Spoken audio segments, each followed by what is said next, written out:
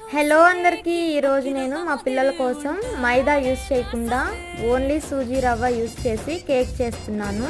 Perfect cake ఇంట్లోనే ఎలా bake చేసుకోవాలో చూద్దాం. ఒక కప్పు మిల్క్, అలాగే కొంచెం కర్డ్, కొంచెం ఆయిల్, 3 ఇంగ్రీడియంట్స్ బాగా మిక్స్ చేసిన తర్వాత సూజీ రవ్వ వేసి తర్వాత షుగర్ వేసి బాగా మిక్స్ చేయాలి. Baking powder, baking soda, vanilla essence, tutti fruttis కూడా వేసి బాగా మిక్స్ చేసి పక్కన పెట్టుకోవాలి.